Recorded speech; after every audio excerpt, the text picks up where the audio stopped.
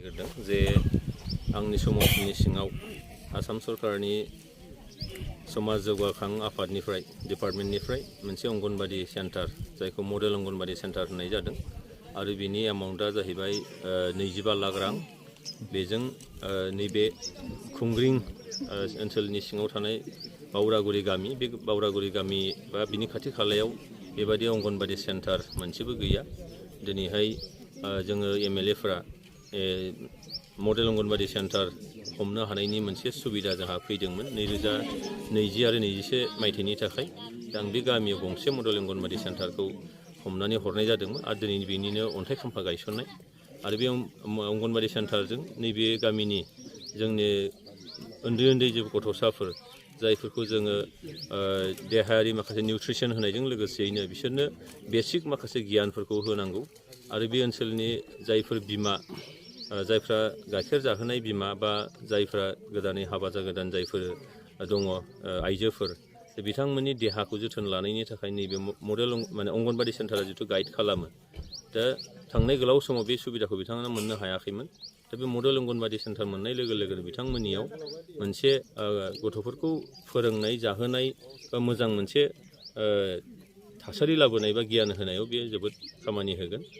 आरो आङो बेखिनियाव खावलायनो लुबैदों जे जाय सेन्टारखौ दिनै बेयाव बानायनाय जागोन बे सेन्टारा जाहाथे मोजाङै मावफुंजायो। बेयाव खुनु जि एस्टिमेट दङ, जि गाइडलाइन्सफोर दङ बिनि एगेन्सिबो ओरै जाया। बिनि थाखाय आङो रायजो राजाखौबो खावलायदों बेखौ जाहाथे जों बयबो मोजाङै जोथोन लानांगोन आरो मोजाङै जाहाथे लुफुंजायो, सम बायदियै लुफुंजायो। आं बेखौनो खावलायदों। सार, नोंथांमोननि बियो जितु 2006 मायथाइनि जे फरेस्ट डुवेलार्स राइट्स एक्टनि आवथायाव हाग्रायाव थानाय बा फरेस्ट ओनसोलाव थानाय मानसिफोरनो हा होनांगौ। बियो अलरेडि माखासे जायगायाव बे राननाय जाबाय। गोबां जायगायाव बेखौ हाखौ होनाय जायाखै, पाट्टा होनाय जायाखै, जायनि थाखाय बिथांमोना गोबां माखासे उसुबिदानि मोगा मोगि निस्सय जानांदों।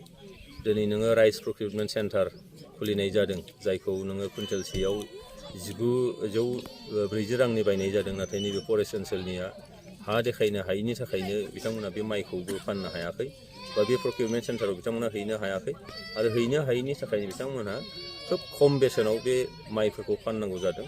आरो बिनि अनगायैबो हानि खाजोना होनाय बा हा पाट्टा गैयिनि थाखाय बिथांमोननो मालाबा पिआरसिफोर नांगौ जायोबा, गोबां माखासे अफिसियेल खामानिफ्राव नांगौ जायोबा बिथांमोनहा बे सुबिदानिफ्राय गोजानाव थानांदों। बे बिराद गिदिर मोनसे जेंना। बेखायनो जोंनि सरकारा आरो लोगोसेयैनो बिटिआरनि जे सुक्ति, बे सुक्ति बायदियै हाखौ होखानांगौ।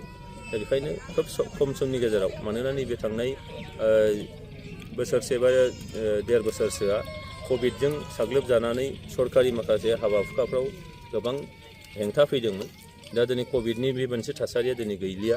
बेनिखायनो मिजिं खालामदों बे 2022 मायथाइनि गेजेरावनो जायफ्रा हा मोननांगौ मोन्थाय दङ, जायफ्रा क्राइटेरियायाव गोलैबाय, जायफ्रा फरेस्ट डुवेलार्स राइट्स एक्टनि सिङाव बिथांमोनहा मोन्थाय मोनसिगोन, बेबायदि सुबुंफोरनो नैबे 2022 मायथाइनि गेजेरावनो निस्सय आसाम सरकारनिफ्राय बेखौ मावफुंनाय जागोन। आंहा बेयाव फोथायनाय दं।